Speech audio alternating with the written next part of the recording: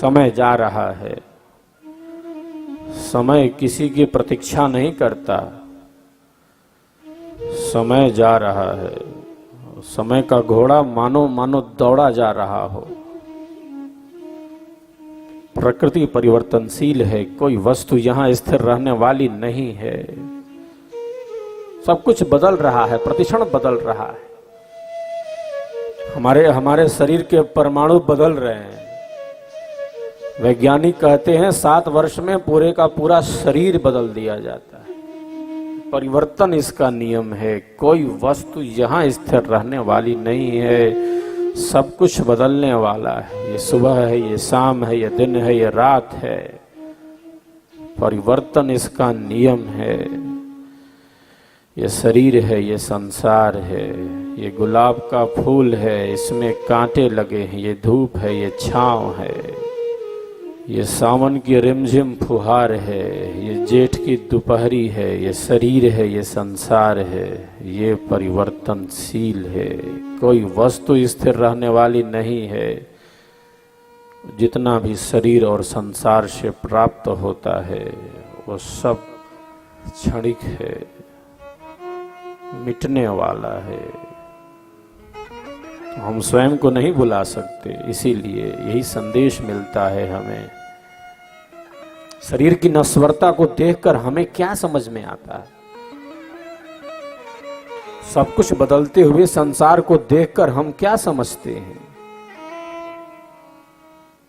वृक्ष कबहु नहीं फल भखे, वृक्ष कबहु नहीं फल भखे, नदी न संचय नीर, परमारथ के कारणे साधुन धरा शरीर। परमारथ के कारणे साधुन धरा शरीर। हमने तो यही समझा है। नदी की धारा बह रही है, सबके लिए बह रही है ये धारा, और ये धारा बहती जाएगी। अध्यात्म यही संदेश देता है। हम आहुति देते हैं यज्ञ हवन में, वैदिक मंत्रों के साथ आहुति देते हैं, और क्या बोलते हैं हम सब? हम बोलते हैं इदम अग्नये स्वाहा, इदम अग्नये, इदं नमः, इदं सोमाय स्वाहा, इदं सोमाय, इदं नमः। हम ईश्वर की समस्त शक्तियों का नाम लेते हैं और कहते हैं सब उसका है, मेरा नहीं है। हमें मिला है, हमारा है नहीं, सब तुम्हारा है, हमारा कुछ नहीं है। तुमने दिया है प्रभु, मेरा है नहीं, मेरा नहीं है। इदम न मम, यह मेरा नहीं है। यह किसका है? ये अग्नि का है, ये वायु का है, ये आदित्य का है, ये सूर्य का है, ये शरीर प्रकृति का है, ये पदार्थ प्रकृति का है। ये सब कुछ ईश्वर की अनंत शक्तियों का है। जो कुछ भी हमें प्राप्त है, जो कुछ भी हमें प्राप्त है, मूल में ईश्वरीय कृपा का ही आधार है। ये त्याग की भावना है, ये समर्पण की भावना है। इसीलिए प्रथम अंग है सेवा। रहते हुए शरीर संसार में अपने कर्तव्य कर्मों का पालन करते हुए, घर परिवार में रहते हुए किस प्रकार से हमारे जीवन का आध्यात्मिक निर्माण हो। एक समन्वय, एक संतुलन, एक सामंजस्य, एक सहयोग, त्याग पूर्वक उपभोग।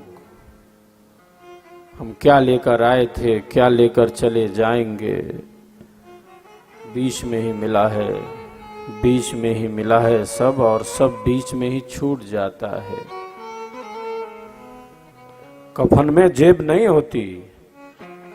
जब बच्चे को सर्वप्रथम वस्त्र पहनाया जाता है उसमें भी जेब नहीं होती, और कफन में भी जेब नहीं होती।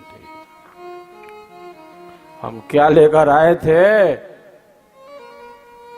और क्या लेकर चले जाएंगे, बीच में ही मिला है सब, और सब बीच में ही छूट जाता है। जितना हमारा जीवन सेवा में खूब खूब सत्संग में और साधना में व्यतीत होगा, उतना ही हमारे जीवन का कल्याण होगा, उतना ही हमारे जीवन का भला होगा। बाकी क्या है?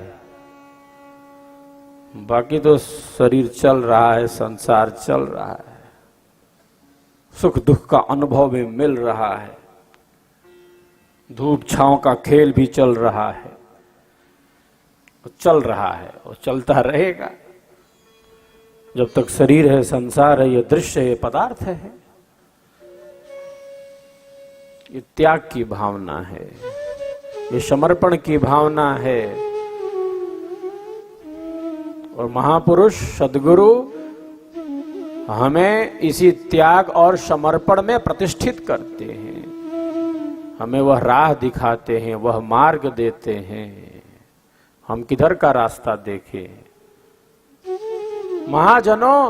महाजनों ये न गतः स पंथः, ये भूमि ही ऋषियों की भूमि है।